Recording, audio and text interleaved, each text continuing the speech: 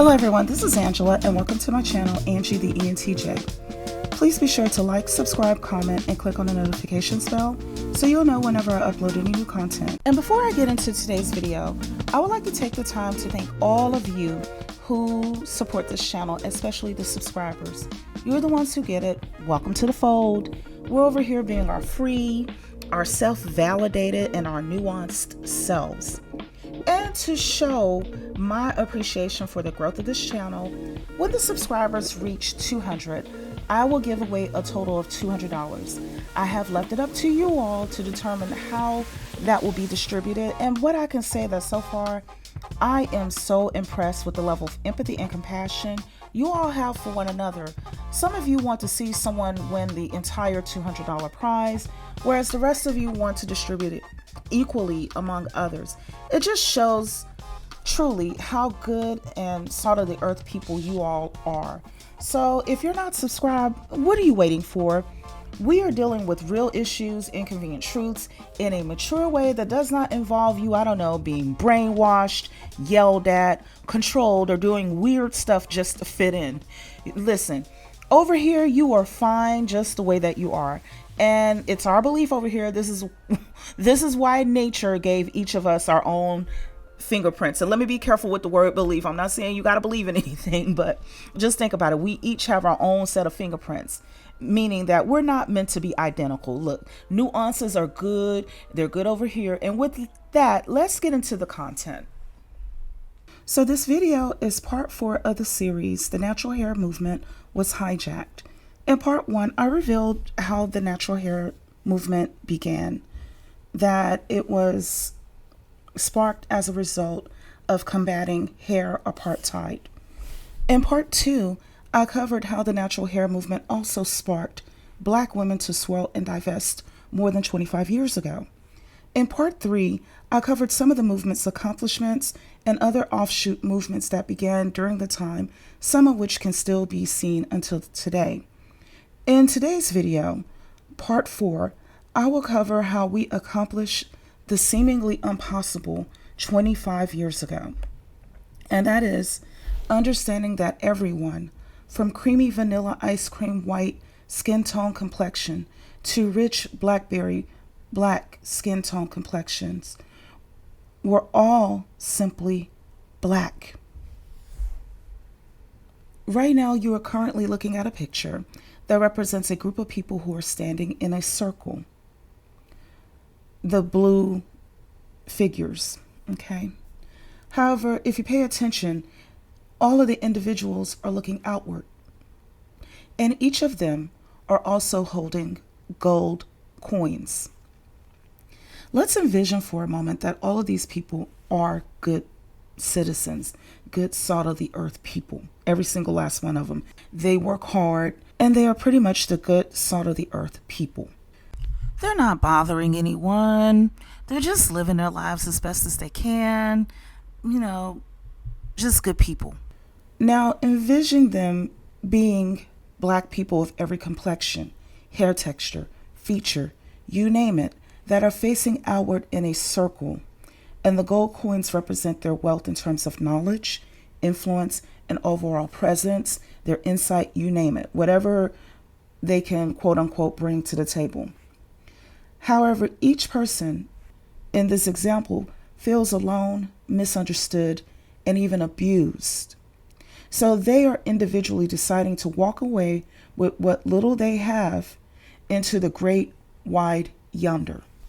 And the only reason why they are doing this is because many of them are either blinded by ignorance, as in they genuinely don't know what they don't know, or maybe they are blind but cannot withstand the discomfort of facing some inconvenient truths. Now let's go to the next picture, where you'll see that those same individuals are now facing one another. And in facing one another, they're also facing the inconvenient truths. And as a result, they're able to focus their energy on edifying one another. Their energy in terms of their gold coins. We were once there, and we were growing through leaps and bounds. In addition to this, People from other groups were beginning to feel secure enough to walk away from the toxicity within their own non-Black communities and invest their gold coin over where they were being acknowledged, treated well, and respected. Their humanity was being seen by others. And this was happening with the natural hair movement until it was hijacked. Today, I'm going to go over some of those inconvenient truths as it relates to our skin tones and the insight that I gathered from each group of Black people, from dark to brown to light skin tone complexion, and how we were able to see one another through the inconvenient truths, and also see what everyone brought with them in terms of insight, in terms of wealth of knowledge, in terms of their presence. Although I am sincere and I did my best to tell what I gathered from each experience, I know that I'm going to miss some things or even get some things wrong. And I want to say this as a disclaimer, that if or when I do, it is very much so unintentional, and you are free to share your insight in the comment section of this video in a respectful way. So let's get into those inconvenient truths about our complexions and the impact that it was having on individuals as well as the collective. So the first one is that all Black people have been oppressed by non-Black people. Well, that's not news. I think most of us know that one already. But the second inconvenient truth here is usually harder for people to digest. It's harder for them to accept. And that is that all Black people have been oppressed by other Black people. And if that one is not hard enough to accept, this next one may be the most difficult of all. Black people have been oppressed by other Black people who they resemble, including their features, including their hair textures, and so on and so forth. For instance, you can have someone who has the features of Tarana Burke, beautiful, dark-skinned sister with very striking features. And she can be abused and bullied by someone who appears like a diamond white, also beautiful, also striking features. But diamond white has more Europeanized looking features compared to a Tarana Burke. You could also have a situation, just using Samore and Nia Long as an example. They're both half sisters. Nia Long is light skinned, Samore is of a darker complexion. And you could have situations where a Samore would bash a Nia Long, so all of this ignorance, I'm telling you. So this truth that Black people have been oppressed by other Black people who they resemble as far as features, hair textures, and so forth. This set of inconvenient truths can blow some people's minds. And you know what else can blow some people's minds? Some very inconvenient truths. And that is that Black people have been aided by non-Black people, particularly white people.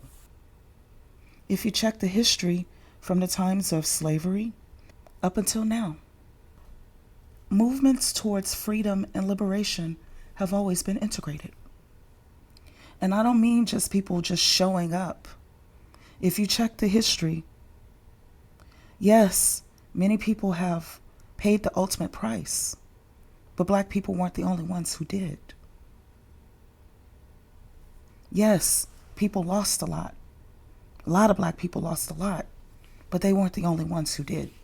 If you want to be truthful, and this may blow people's minds, okay? Another inconvenient truth that may blow people's minds is that Black people have been aided by other Black people. So in the previous example I gave of Tarana Burke, a woman looking like her being abused by a woman who appears like Diamond White. Well,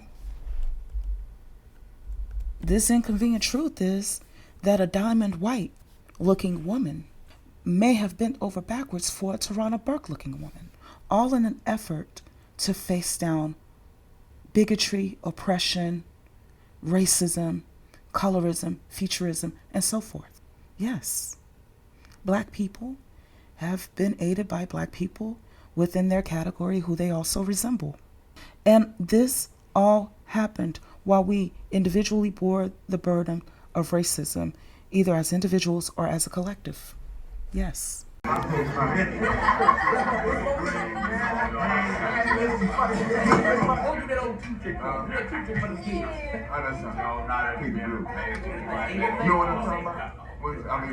you feeling, Miss Sophia?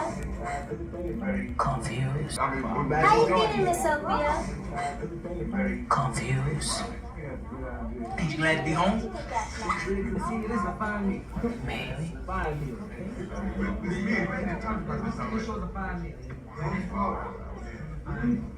Grandpa, I'm full. I'm not hungry anymore.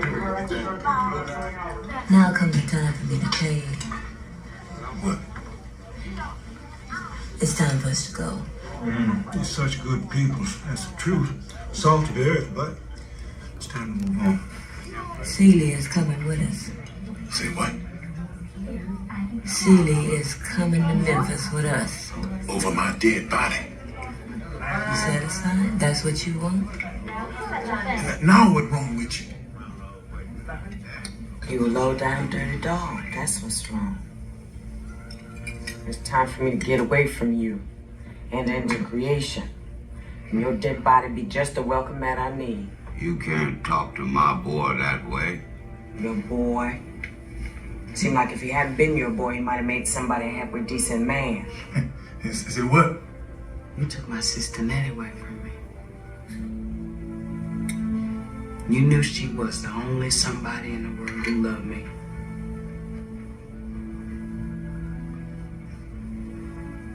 But Nettie and my kids, they coming home soon. And when we all get together, we gonna sit around and whoop your ass. See, during the natural hair movement, we carefully approach these very sensitive topics simply by allowing everyone to speak their truth, and equally important, by listening to them, no matter how major or minor what we thought they were saying appeared to be. We listened to it. We began to turn around from facing outward to facing inward to deal with the inconvenient truths. And as a result, when we turned around and looked inward, we began to see one another's plight based on the truth. And when we realized that we are richer together than we would be if we were to navigate the obstacles of life alone that we all commonly face, we began to grow richer collectively. Every shade of Black woman was a part of the natural hair movement. As I revealed in part 1, the main person who began the AOL chat room about natural hair was a white passing Black woman who was one flat iron style or one relaxer away from not appearing to have any African ancestry. And she chose to wear her hair natural way back when it was unpopular to do so. However, up until I began to talk about it, I'm sure that many people assumed that the founder had to have been a woman of a darker complexion with 4C hair. Listen, I have 4C hair, I'm brown skin, and there were definitely plenty of women with 4C hair in the AOL chat room, plenty of women possessing mocha, espresso, and blackberry skin tones who were some of the geniuses behind the progression of this movement. The honest truth is, the full spectrum of Black complexions was represented in the movement, and everyone sweated and pulled their weight. It was diverse, you name it, hair textures, features, socioeconomic political affiliations, and women in the rainbow community, different religions and spiritualities were all in this space. As the movement grew, sometimes misunderstandings would erupt, which was usually with the incoming people. And the reason why I am saying this is because those of us who have been around for a while, we had already established that everyone here is black. And today I'm going to talk about how we got to this point of everyone from vanilla ice cream white complexion to ripe blackberry complexion. How are we calling all of these people simply black, especially when most African Americans are actually brown in color? How did we manage to get to this point? We began to listen to one another's stories. That's how. And we also shut down ignorance and called out oppression for what it was, even in the smallest form. We called it out and we dealt with it. And in listening to one another, this is when we began to see that we were all being played for dummies, for fools, and that keeping us confused benefited those who wished to extract resources from our collective, who wished to take our gold coin away and use it the way that they see fit. And those people included other black people. By the way, good old nuance.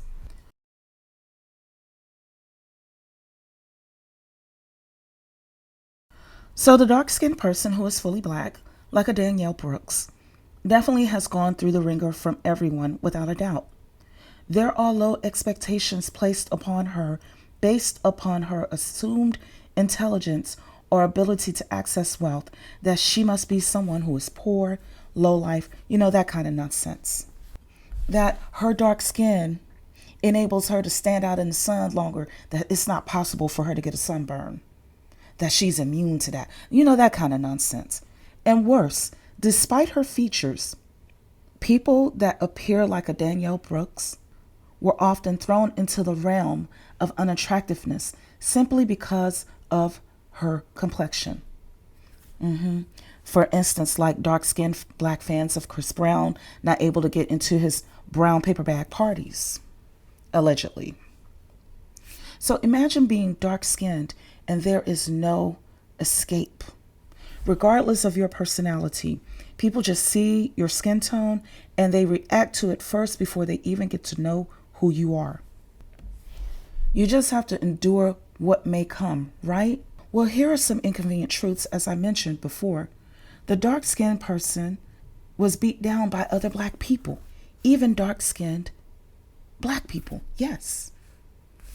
She was also assisted by non-black people, especially white people. Imagine being a dark-skinned woman in Blackistan. Pookie and Ray Ray are having a field day with you. They're making fun of you at every opportunity. They're bullying you at every opportunity. Not only that, you feel isolated and alone because you see other dark-skinned blacks not getting involved because they don't want to get bullied. You see brown-skinned blacks turning their heads. You see light-skinned blacks turning their faces. Some of them are turning their faces because, they're laughing and joining in. That's true. It happened. But far more often, a lot of them turned their heads because they wanted to avoid being bullied and abused too. That's another inconvenient truth. And heaven forbid, if you stand up for someone who's being bullied and abused, you'll be stigmatized just like the person that you're standing up for. It happened in black areas, no different than hate groups do to members of their communities that they're hating in, such as your KKK and your neo-Nazis. They'll call them N-word lovers. Well, it was a similar abuse within Blackistan when black people like myself stood up for dark-skinned black people, stood up for light-skinned black people and said, you're not going to bully and abuse them on my watch. We got that stigma too. So it's a real thing. And it also happened when we befriended, in some cases, befriended foreign. befriended people in the LGBTQ. Okay? So oppression is oppression, no matter which community it happens in. The only difference is the face that is oppressing and maybe the methods that they use of oppression. But fundamentally, oppression is oppression. So you're being bullied and abused day in and day out. And this is going on day in and day out, right? Then you find yourself amongst people who are not black, and typically an older non-black woman tells you that you are pretty. And she begins to compliment you. You don't believe it at first. You may be thinking that she's just taking pity on your poor soul. But then you keep hearing it more and more. Then eventually a white guy or other non-black guy asks you out. And something happens to show you that all of these non-black people are actually embracing you. They get to know you. They see your humanity. They compliment things that are intangible, such as your intelligence, such as your talent. Meanwhile, when you go back into Blackistan, it's the same old rejection. I really just wanted some advice. I love your I'm giving you advice, but you're not taking it. The advice is, ma'am, you're average looking at best. I'm taking it in, but okay, but you're not accepting the fact that, okay, average looking women, average looking woman who's older, average looking older woman with a 13-year-old son. You see, a lot of fully black, dark-skinned people headed for the non-black hills due to the abuses that they suffered more from black people than they did from the racist non-black people. And this is an inconvenient truth that I do not hear enough people discussing. Dare I say, is that a nuance? And this truth may blow your mind, but the dark-skinned woman and the lighter-skinned woman, particularly one who grew up in a non-black community, have had similar experiences as far as being black is concerned, and you will see this as I continue. And this may be hard for some people. If you need to pause, take a break, do that. But on this channel, we speak the truth even when it's inconvenient. So with that, I will proceed. So this is the story of the fully black, dark-skinned black person. By fully black, meaning that both of their parents are considered fully black, So with that, let's move on to the next and look at the children of Seal and Heidi Klum as an example of dark-skinned biracial people. And yes, being dark-skinned can be relative too. We'll talk about that another time. But for what it's worth, they're considered to be dark-skinned biracial black people. Now, let's put on their shoes for a minute. Because, see, this is the kind of stuff we were doing in the AOL chat, which eventually moved to our own website. We were putting on each other's shoes and walking a mile in it to understand what one another was going through, okay? So let's put on the shoes of the children of Seal and Heidi Klum, the dark-skinned biracial children. Imagine being a culturally non-black biracial person. And by what I mean culturally non-black, you have African ancestry, but you are brought up in a non-black community. So that's what I mean by being culturally non-black. Imagine being that biracial black person who has a mother who has light skin, light eyes, and straight blonde hair. Here you are with darker skin tones, a totally different hair texture. And on top of it all, people are calling you black. And they say it's because of your skin tone. And you think, okay, because, mommy says that it's not the color of your skin that matters. It's what's in your heart that matters. So you're black, okay. But that's not what they mean. And the only other black person you see is your father. That is, if he's there. Yet you're not as black as he is in skin tone or in culture either. So you don't understand why people whose culture you identify with are continuously seeing you as being black. And being called black in your non-black community comes with the stigma of low expectations, like the ones that we just covered regarding what fully black, dark-skinned people, especially black women, typically face from racist non-whites as well as other black people alike.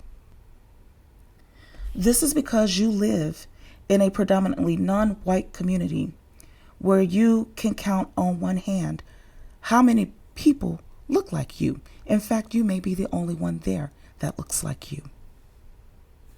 Your schoolmates, parents, your classmates. You imagine just being a kid and you want to play, but their parents don't want them to play with you because they know that within the next 20 years or so, marriage will be on the horizon. And they do not want black ancestry to creep into their bloodline. Kind of sounds like what the dark-skinned black woman is going through when she's being told her skin is too dark and her children are going to come out too black. And you don't understand it. Imagine being a dark-skinned biracial that looks like Seal's children, Heidi Klum's children. And you're just being a kid and your mother is white and you're culturally white. And in some unfortunate cases, your black dad may not even be anywhere to be found. Okay? So this is all that you know. And on top of that, your hair is a matted mess on top of your head. So day in and day out, during your formative years of your life, you're being picked on and abused by the majority of people around you. They're calling you the N-word, okay? They're calling you other racist stereotypes. They're playing cruel pranks on you day in and day out. And it doesn't stop when you go to school. You're running errands with your mother and you go into the grocery store with her and you see people looking at her and then looking down at you in disgust. And then one day, maybe around the time you're about 8, 9, or 10 years old, your mother tells you to wait in the car while she goes into the grocery store to shop. Or she does not take you with her when she runs errands at all anymore. So you come of age and the first thing you do is to escape this place where people are always looking down on you, especially if you don't know anything about your black culture. And then you begin to run into some people who, first of all, accept you as being black upon first glance. They see that you're black, but they're seeing you as being black as being a good thing. They think that you're mixed, and because of your experience in your non-black community, you may not be so quick to reveal that you're actually biracial and that your mother is a whole white woman, because that may cause them to reject you. You don't know, you're scared, so you go with the flow. At least I'm liked over here. The people are nicer to me. There are guys who are willing to date me and everything is going fine. And it seems like, aha, the problem was that I was in the wrong community. And then something happens. You meet the first black person to tell you that you think that you're better than them because of your mixed features, even though you're biracial, and that it gives you privileges. So you're too dark to be considered white or non-black, in case, for the other biracials that are black and Asian or black and Latin and so forth. So you're too dark to be considered non-black, okay? You're culturally non-black, so that causes you to stand out. And perhaps you have a slimmer nose, a looser curl of hair, you have lighter features, lighter eyes, lighter hair color. And here you are, after enduring up until your lifetime, being abused and bullied pre-civil rights movement style within your own non-white community. Okay? You got away from that, and here you are with someone who has 4C hair.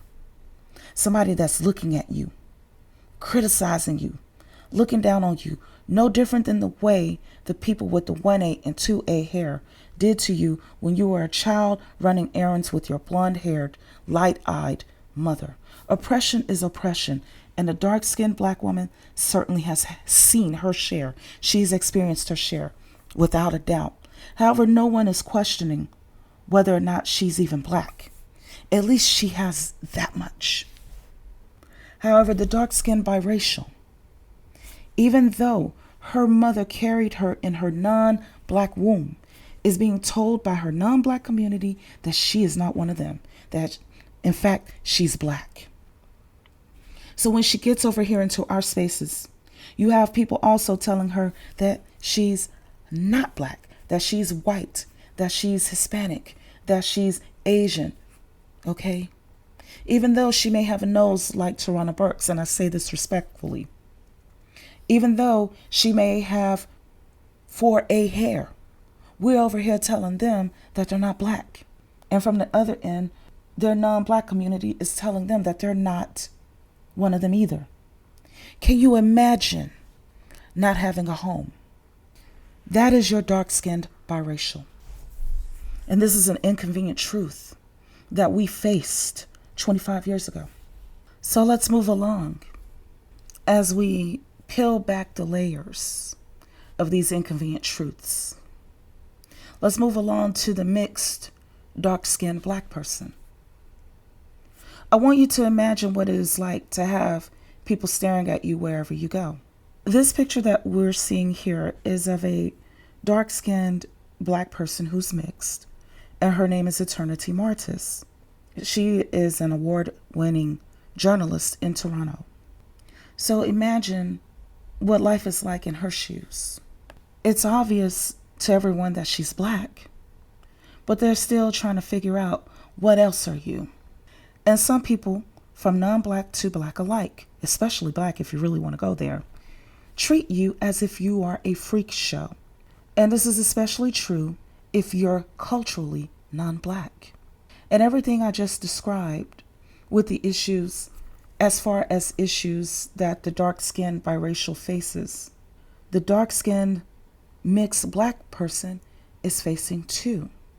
Fully black dark-skinned people have had it hard without a doubt, and so have biracial and mixed dark-skinned black people too. If many of them were able to pass, when I say many of them, I'm referring to the dark-skinned biracial and the dark-skinned mixed person, then they would pass, and some actually do until you find out that they're biracial or mixed. I went to school with a girl whose mother was Samoan and whose dad was black. She's slightly darker than my own complexion. However, she was biracial, whereas I'm fully black.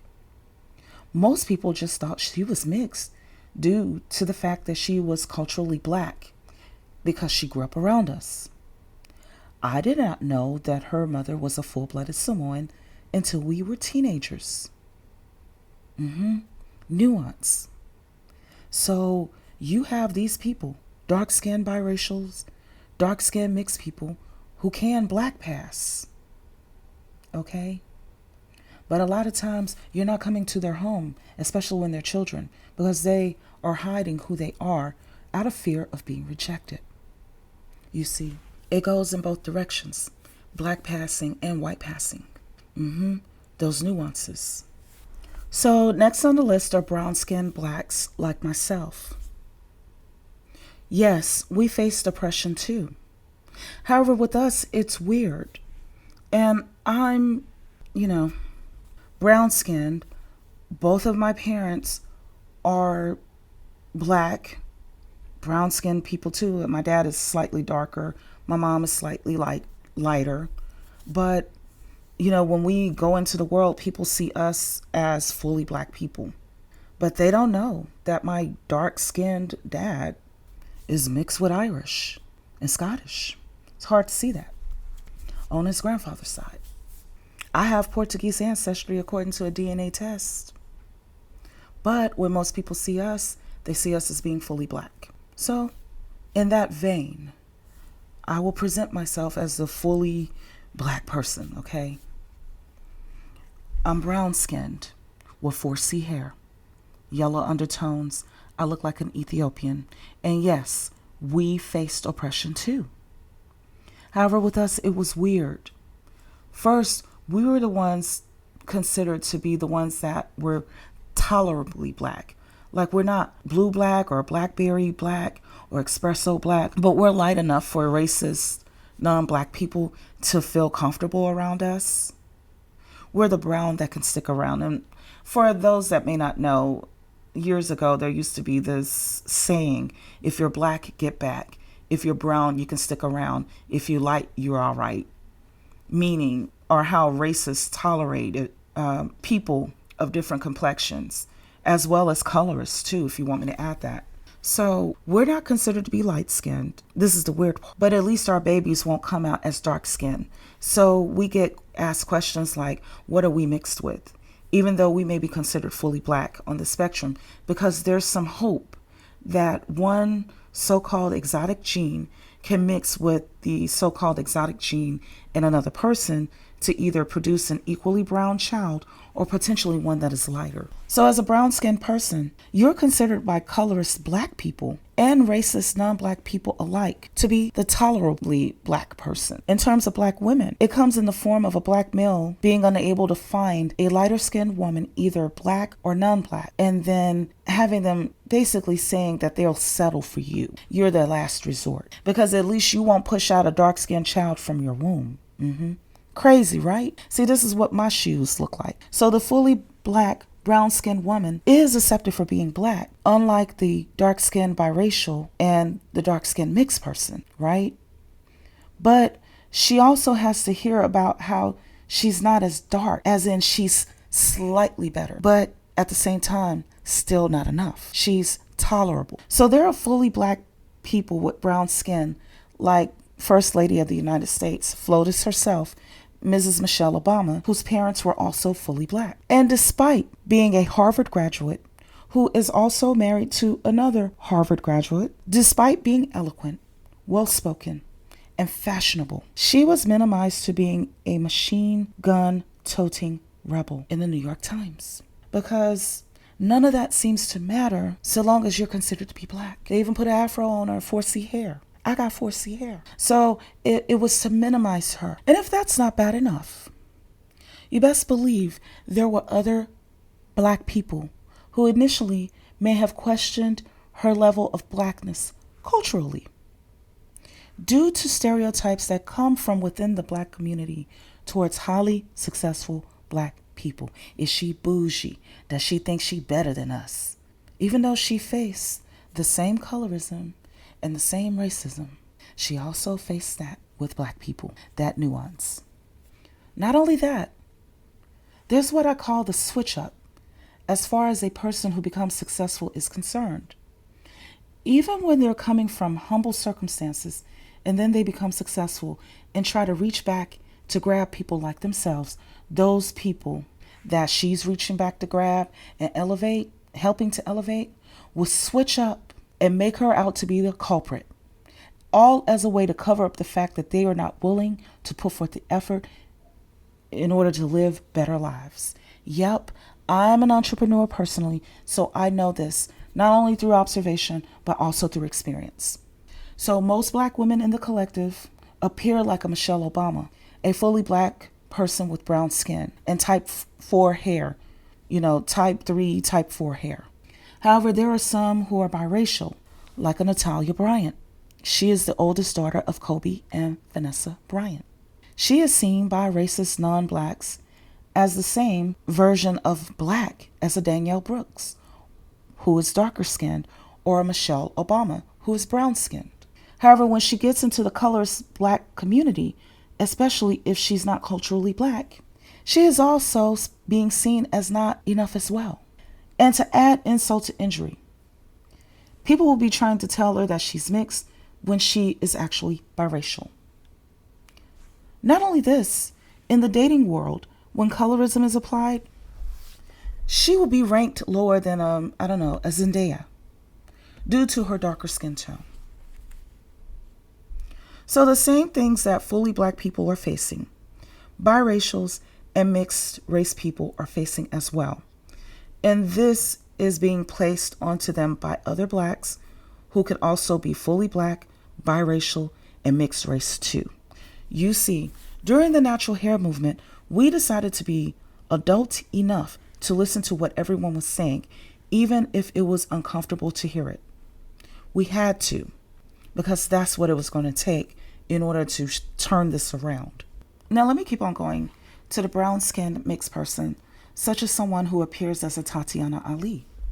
Racist, non-black people would just see her as another black person, meaning that she's me. She's a Danielle Brooks. She's a Michelle Obama. Okay?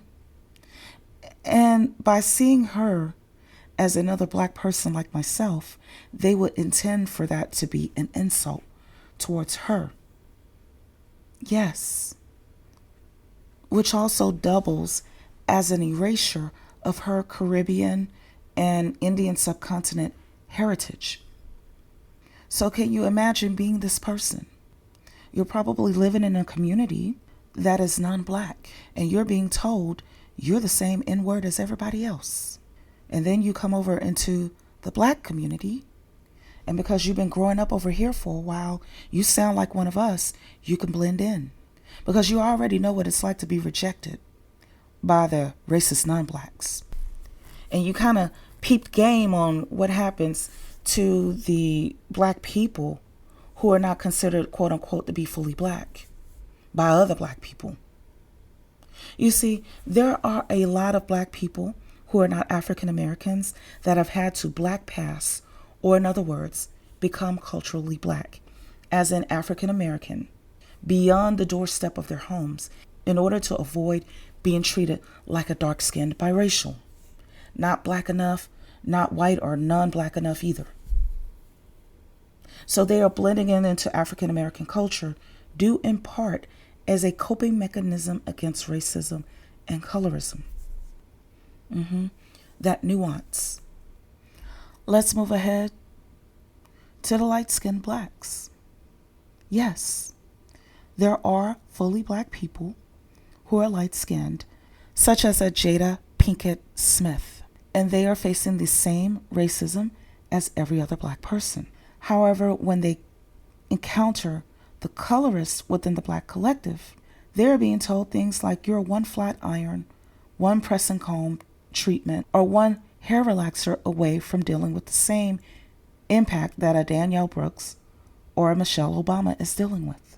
And even if someone like a Jada Pinkett Smith were to comply with colorism and racism and hide behind privileges and appear to be mixed, it comes at a cost, because doing so erases your true identity. And people are now mistaking you for being biracial or mixed. There's nothing wrong with being biracial or mixed. There's everything wrong with having your identity erased. Because your identity is part of your wealth. It's part of your gold coin that you have in the world. Okay? So if you listen to light-skinned blacks, they will tell you that first off, they want to be seen as they are. And secondly, it is not a privilege to have a racist or a colorist to be less reactive towards your skin tone. That's not a privilege. Think about it. There's no peace in that. Oh, my skin is light enough so a racist won't react towards me the way that they will react towards a Danielle Brooks. Is that really a privilege? Because see, in that group, we had to sit down and think about that one. Because see, what was happening, you had people that looked like me, people that looked like Tarana Burks, people that looked like a Danielle Brooks, so busy dealing with the racism and the abuse from blacks and non-blacks alike, that it kind of put us into our own bubble where we constantly had to fight. So from that side of things, it could appear to some of us like if only my skin was lighter or my hair was straighter, things would be better for me. But listen, when we got to listening to a Jada Pinkett Smith looking black woman, and she's telling us, no, it's not. It's not better over here just because you got lighter skin. It's not, you face the same stuff. They're looking at me as the same as you, light skin or not. That's when I'm dealing with racists. That's what the light-skinned black woman, the Jada Pinkett Smith looking black woman, was saying. So no, it's not a privilege to have a racist or a colorist be less reactive towards your skin tone. On top of that, these women in the dating pool, especially when dealing with black men, they're dealing with the erasure of their humanity. They just become their light skin and their light colored eyes if they have them, and their looser textured hair if they have it, or their ability to get the right weave to make them look the right kind of way. They're not being treated as human beings either way. So no, it's not a privilege. Have somebody treat you better than they would somebody that appears like a Tatiana Ali or a Tarana Burke or a Danielle Brooks or a Michelle Obama, okay? Especially when you have a close relative like a sister or a daughter who appears like them, or even a fully black appearing son, dare I say that. Just ask someone like a Lucy Macbeth, who is a biracial, but appears because of her features as a light-skinned mixed black, okay?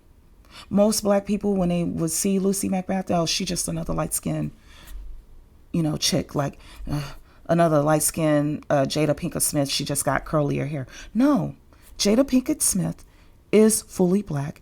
Lucy Macbeth is a biracial. And her mixed black son, Jordan Davis, who to the average person would appear to be a fully black person, was unalived simply for playing loud music. Like Lucy Macbeth, Kamala Harris is another example of a biracial who appears to be a fully black, light-skinned woman. Kamala Harris also strikes me as someone who's had to black pass.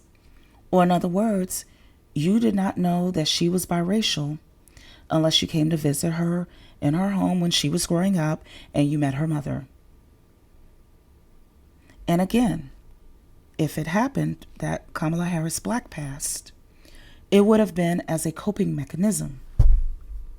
Because biracials, whether they are dark-skinned, brown-skinned, or in this case light-skinned, they are facing the same racism as fully black people within their respective non-black communities. And on top of it, they are not being seen as they truly are by unambiguous black people.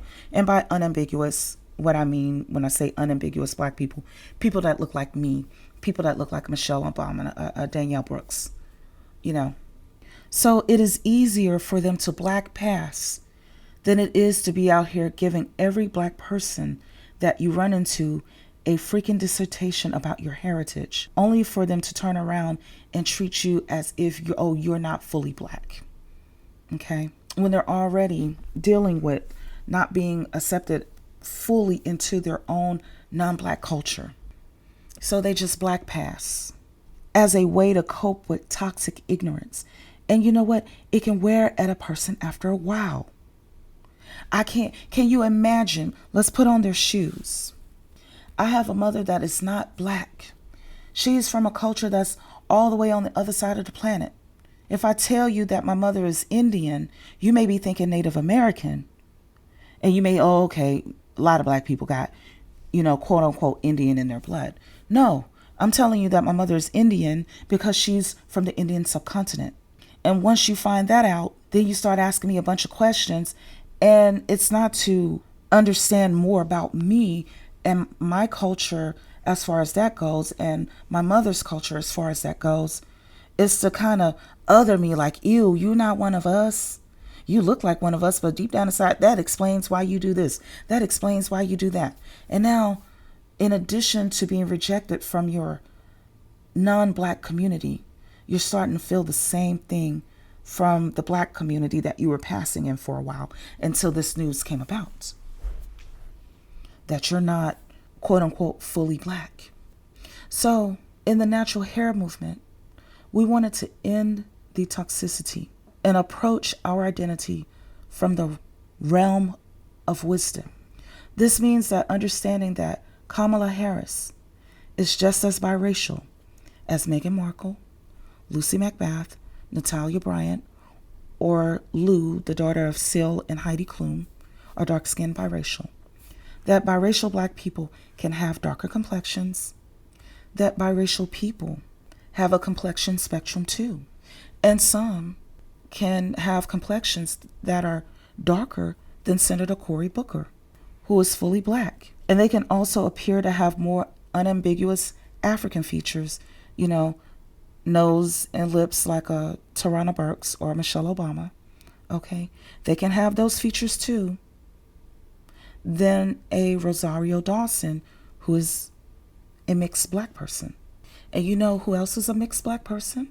And I'm pointing her out for a reason. Kimora Lee Simmons. Yes, she is also a mixed race black woman. Here's why I say this.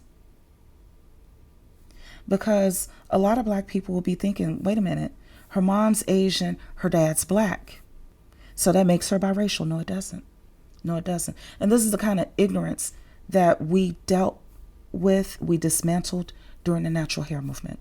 Yes, Kimora Lee Simmons is a mixed race black woman. Her mother is biracial. Her mother's name is Joanne Perkins. And Joanne Perkins is biracial, Japanese and Korean.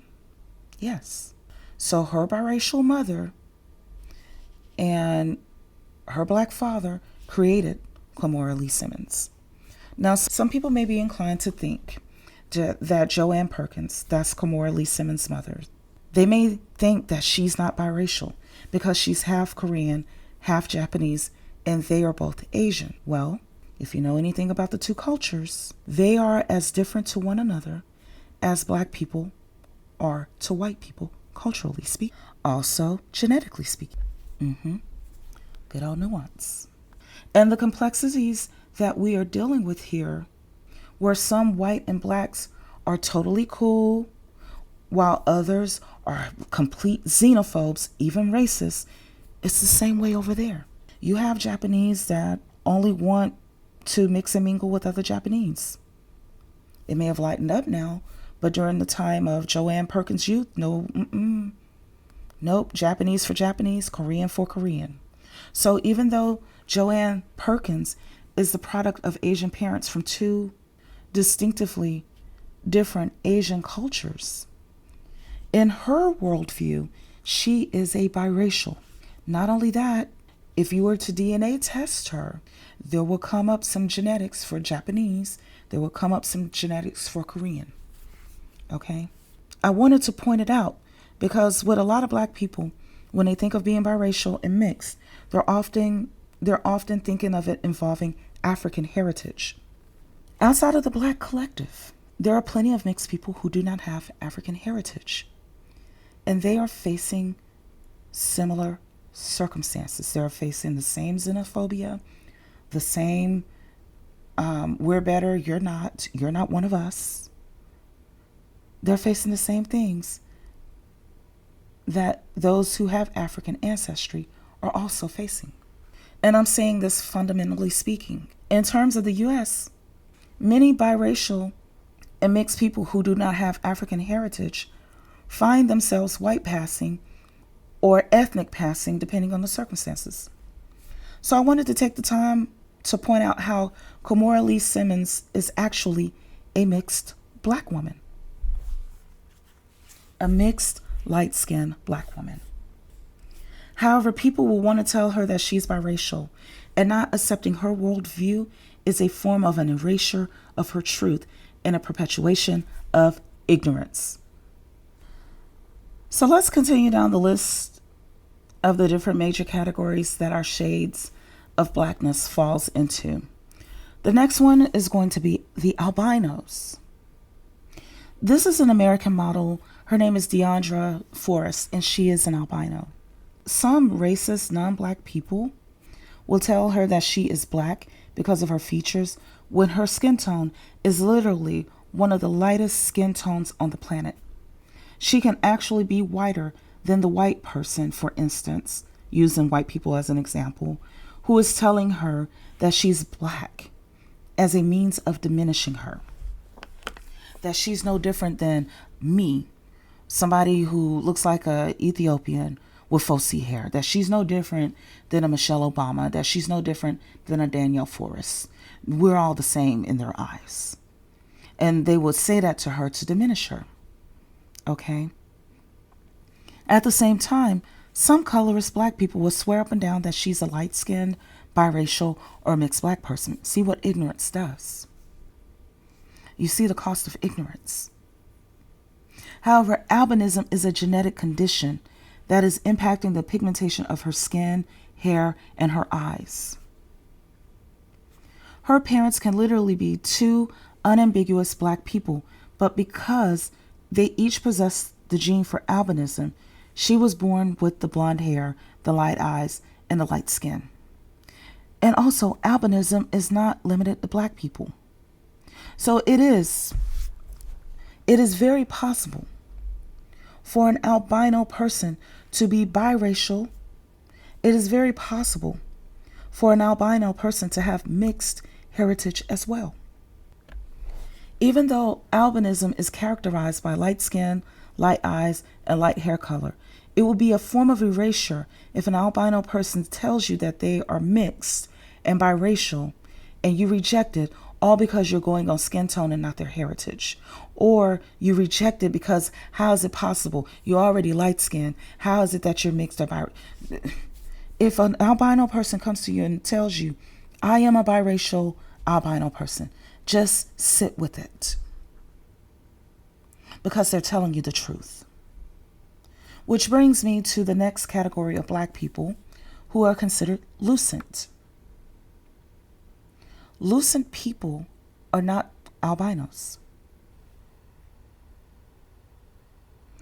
Lucent is a term meaning lighter coloration.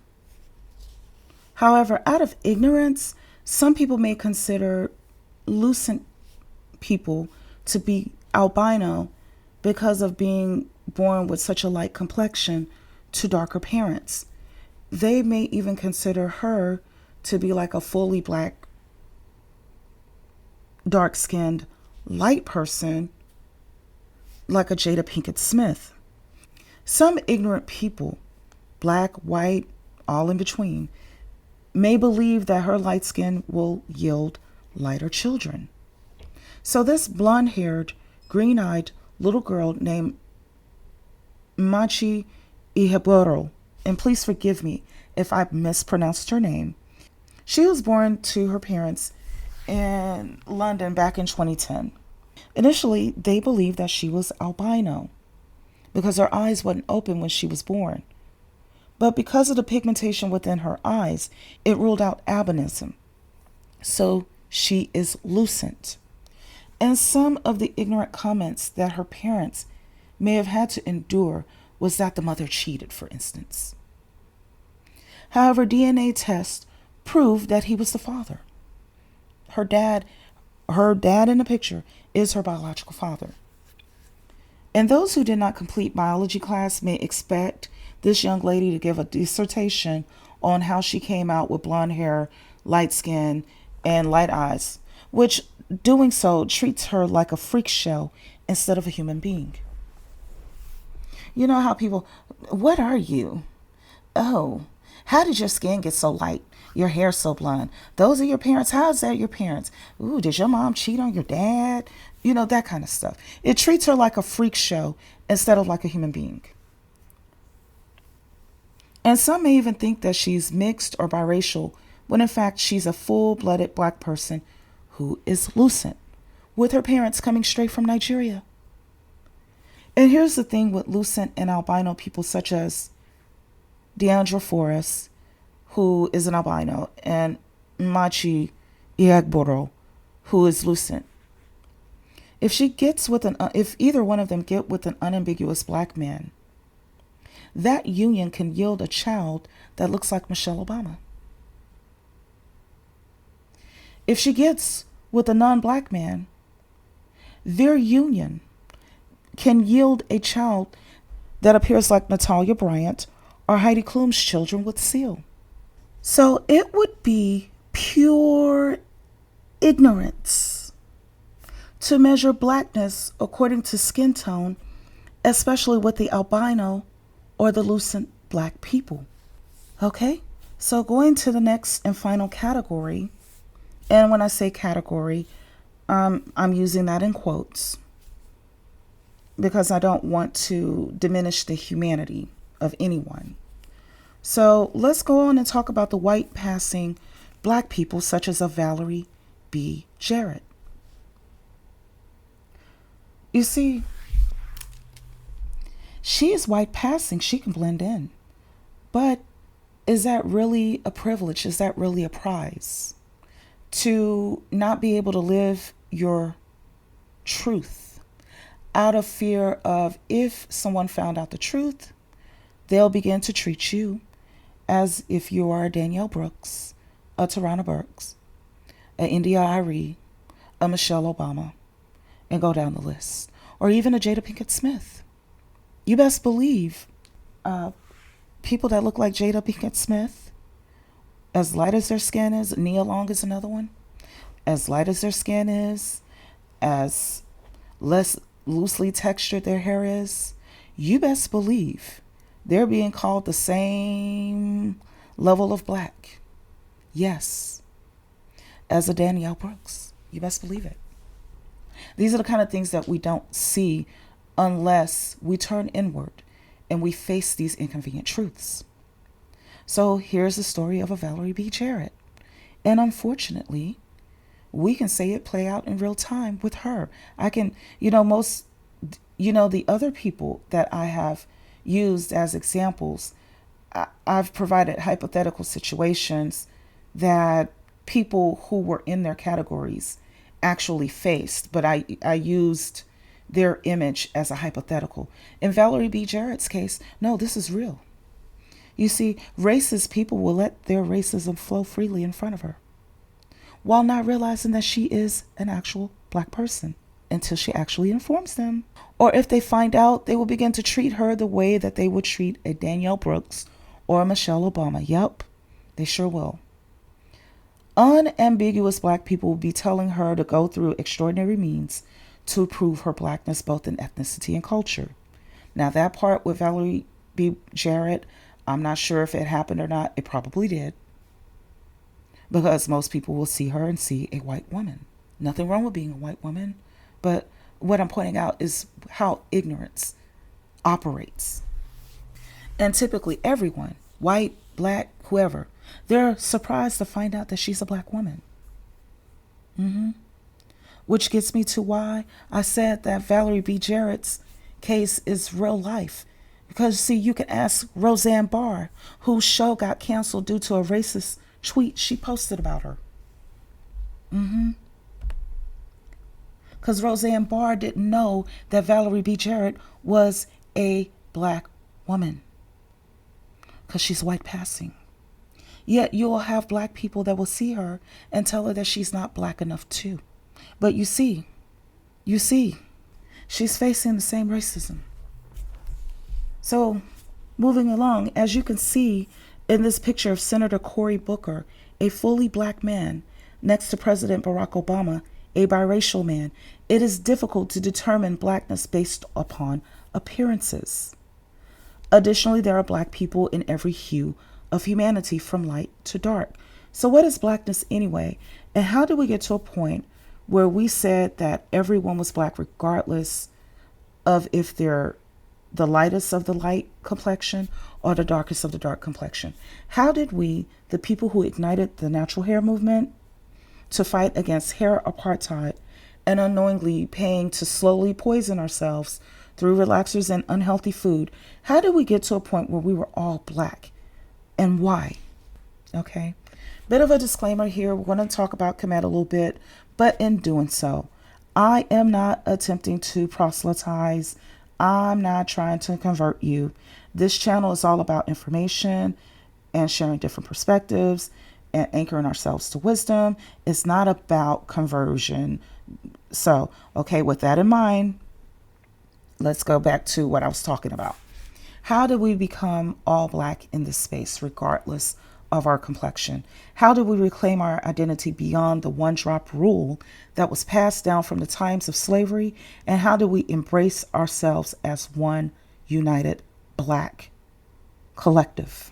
Let me show you this word in Medu Neter, or ancient Egyptian hieroglyphs. It is simply pronounced as chem, like the chem in chemistry, or like Kim, your homegirl that you knew from back in the day, Kim. Okay? It means black. Now, when you look at the word black in English, you see 5 letters, B-L-A-C-K, black. And those 5 letters are sounds, the B, the L, A, K, okay? And when you join them together, you get the word black, and this is the word that's designated to describe this color. However, Medu Neter is not that simple. It is multi-layered. And more often than not, one word may be written with different hieroglyphs in different ways, which we will see here shortly to show the different perspectives of just one word from the people who built pyramids and temples that are still being studied by major world universities to this day. They got their researchers. They're still figuring stuff out. So let me show you what I mean. And when we read this hieroglyph, we're reading it from left to right. And the first symbol that you see has the K sound of Kim and is represented by a piece of charred wood. Now, think about it. What it is describing is how black the blackness is. It's so black you have to char wood. You have to take some wood and put it in fire and let it burn and become charcoal so that you'll know the kind of blackness that they're talking about when they describe black. In modern day terms, this is when you will hear people talking about being blackety black. Okay? Now, if that doesn't convince you the kind of black that they're talking about, let's go to the next symbol. That's the symbol of an owl. And it has the sound. So you have k, Kim. Okay? But here's the thing. Unlike English, where you just put a bunch of letters together, like black, and that's what it is, this is what it means. No, it goes deeper than that with Medu Neter. So you have the owl.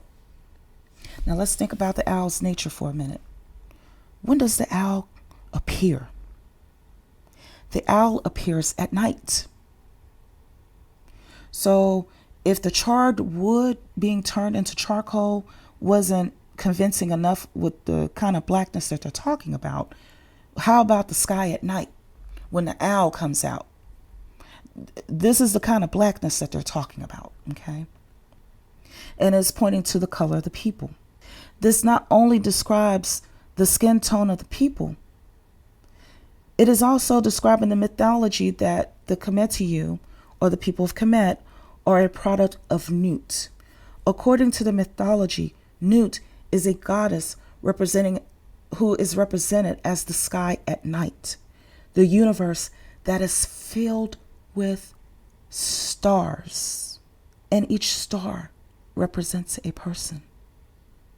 So according to the mythology, each time a child is born, it is like a child coming from the dark night sky universe, represented by Nut, coming from heaven and coming to earth. Each star is representing an individual. You see, it's not a one-drop rule from their world perspective. It was a one-star rule. And let's go a little bit deeper, because this is what Medu Neter does. Here's another layer. Stars, from a scientific perspective, are comprised of gases, and those gases are different colors, like having different complexions. Nuance, isn't it? Now, the initial word that we saw for Kim, meaning black, ended with a scroll, this right here. Anytime you see a scroll in the hieroglyphs, it is representing an abstract or something that can only be observed, but it's intangible. For instance, when you hear someone singing, you can't grab the sound wave with your hand. You can only hear it. It's intangible. You're experiencing it, you're feeling it, but you can't touch it, right? When you see someone dancing, okay, you cannot grab the dance in and of itself and possess it. It's abstract. All you can do is observe it. Same thing with the language. When you hear someone speaking, you cannot grab it with your own hands. Now, bear in mind, this is a time, we're talking about ancient times, before video cameras, before recording devices. So these things are intangible. That's what the scroll represents when they're describing blackness. There are also intangible elements.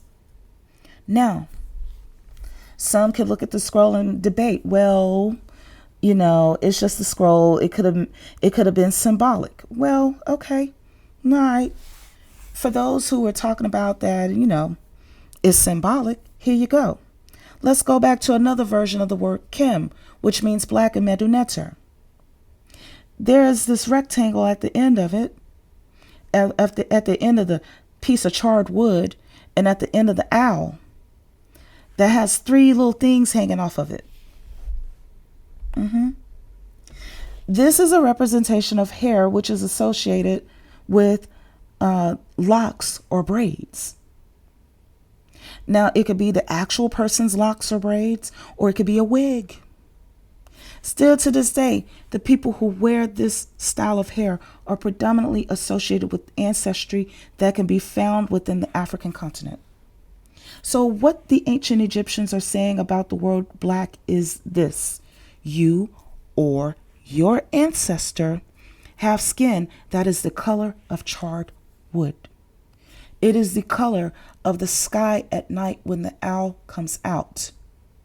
That it is the color of the goddess Nut in the sky, and that you are one of her children, you are one of her stars. There are things that you do that can only be associated with this place where we are from, such as the way that we speak, dance, prepare our food, and so forth. And if you have any doubts about what blackness is, look at the hair of the people. For thousands of years, we're the only group on the planet who have historically worn our hair in this manner. And this is how you know that you are black. Now, let's get into the word Kemet briefly, because see, at first we were looking at the word Kim, which means black. Now let's get into the word Kemet. And as you can see, the symbol representing the piece of charred wood is there. Next to it are a man and a woman. And as you can see, she's wearing those locks, braids, or a wig. And beneath them are 3 parallel lines, which in Medu Neter is a representation saying that there are many of this. Okay, so what this hieroglyph is showing you is that there are many men and women that look like this, that have this color skin over here. This is where you find them. Okay, this is the place where you will find many people who either have skin that is the color of charred wood, or the people that are related to them. And not only that, you will find many men and women, especially women, who are wearing locks and braids, either of their own hair or in the form of a wig. Also, beneath them is this mound-looking symbol, and that represents the T sound or the T sound. It is the symbol for bread. Also, any word in Medu Neter that ends in the T sound denotes that it is feminine. So this bread is being offered in the form of hospitality, which speaks to women's intuitive nature, to know that if someone is coming to visit you from afar, they had to trek. And this is before highways and all this other kind of stuff. So people had to People have to trek across the place, and they're probably hungry. And this is a place where hospitality is abundant because of the women. And from the context of thousands of years ago, when agriculture was done using manual labor, this depicted a place that had granaries, which means there is a market to trade flour, yeast, and the wood to make the bread. Bear in mind that wood was very expensive and rare during the dynastic period of Egypt. Also, there were bakeries, again, indication of urban organization and an advanced economy. So the bread also represents that as well. Also, it is denoting that this is a place that women feel comfortable residing in. Still, unto this day, women tend to prefer living in urban environments more often than not. Even when they are living in environments that are not fully developed, there is a level of comfort that women like to enjoy, and it is typically in a place where there's a good population of people, there's access to a market, there's access to technology, and as a result, when women are present, and these things are present along with them, whatever they're comfortable with, a city begins to form around them. Nuance. This little symbol appears to be a circle with an X crossing it, is the word Niut, which means city. And again, it is ending in the T sound or the T sound, which means that it is feminine in nature. The reason why it's a circle is because in the ancient times, they had what was called a gnome. So the gnome is represented by that circle, okay? And then the X on it means that it's crossroads. So it's telling you that there are roads there that are paved, okay? That's what Niut represents. It represents a city, and it's ending in a T sound. It's feminine in nature. And so for women of all backgrounds, Black women, women of non-Black women, doesn't matter. Listen, it is perfectly normal for women to want to live where there's progress and a lot of things happening because our very nature is that which represents the economy. Without women, there is no economy, as we can observe with the dwindling economies of Japan, Greece, and Italy, okay? But I digress. So, as far as Blackness is concerned, going back to the term Kim and Kemet, okay, we embraced our identity within the natural hair movement from the Medu from the hieroglyphs that called us all Black long before colonialism, long before its one blood drop rule. We attached our identity to the stars in the universe, each being unique and magnificent in its own way. Our identity was associated with the star systems of Sirius and Orion for thousands of years by people that had created structures, had an understanding of life that we have still yet to rediscover. We decided to reunite our identity back to the very greatness that we descended from. We detached our collective identity away from the alcohol and drug-fueled auctioneer chants that laughed and joked and entertained those who were in the process of ripping babies off of the breast of Black mothers to sell them into their next version of hell within the antebellum South, the Caribbean, and South America, as well as the markets of the Arab slave trade. We let go of the habits that kept us acting like overseers to one another without oftentimes realizing it. We embraced our Blackness the way that the Medu Neter described it, with all of its diversity, in the words of Kim and Kemet. We, in the natural hair movement, all agreed that 500 years of confusion and strife does not erase thousands upon thousands of years of precedents. Before the movement was hijacked and ripped to shreds, we were creating coalitions that would ensure that each person, each star, had representation, that they would not be whitewashed or blackened over. Additionally, knowledge based in empirical data would have been the approach so that, I don't know, you would have had known the real Aunt Jemima's true legacy and see the triumph of a black woman making it against all odds from a historical standpoint instead of what happened during that's another topic anyway. But instead, we have people who are attaching blackness to political beliefs, one-drop rules, and legalities. Listen, political sentiments will not erase genetic reality, which brings me to my final talking point about the dangers of being xenophobic brutes who are casting people into and primarily out of blackness or whiteness based on ideologies. Right here is a chart from the Boston Medical Center of ancestry-based genetic conditions. In other words, there are some conditions that different ethnicities are prone to having. And why is that? It is because this is what happens when a population is isolated for too long of a time. Recessive genes begin to become prominent. One of those conditions that people of African descent face globally is sickle cell anemia. So people of African descent should be tested for it to see whether or not they carry the trait.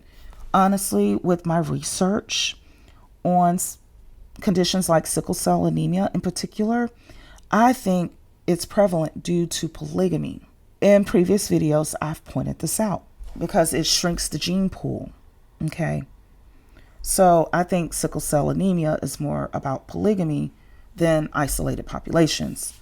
But nevertheless, when you have too many recessive genes, there is a threat of creating a child who has this condition. So as I was saying earlier, people of African descent should be tested for it to see whether or not they carry the trait.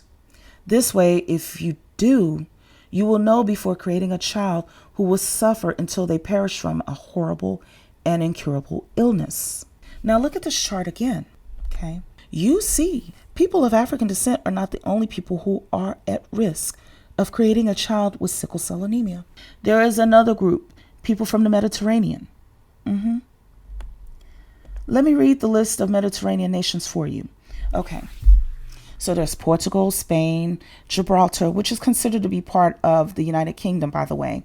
There's France, Malta, Italy, Greece, Cyprus, Turkey, Syria, Lebanon, Israel, Egypt, Libya, Tunisia, Algeria, and Morocco. Okay, so basically everyone who has ancestry in these nations, according to the Boston Medical Center, should get genetically tested if they are planning a pregnancy. Or, and this is me saying it, go ahead and get ready for the heartbreak of being a parent to the child that you are going to bring into this world to suffer due to your ignorance.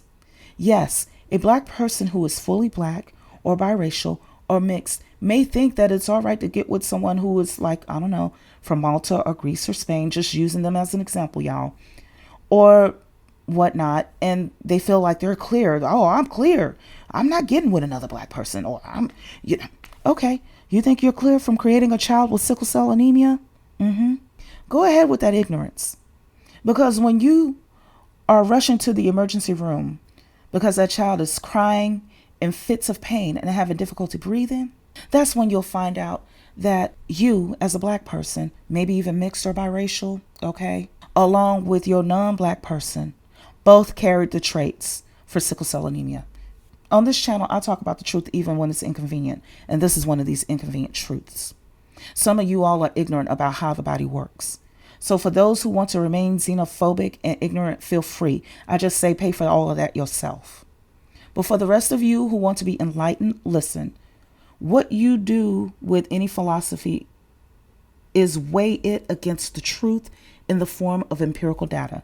Not only is every black person of every hue a black person, not only did one of the most advanced civilizations to ever exist confirm what blackness was to them thousands of years ago, your genetics will also reveal this truth as well.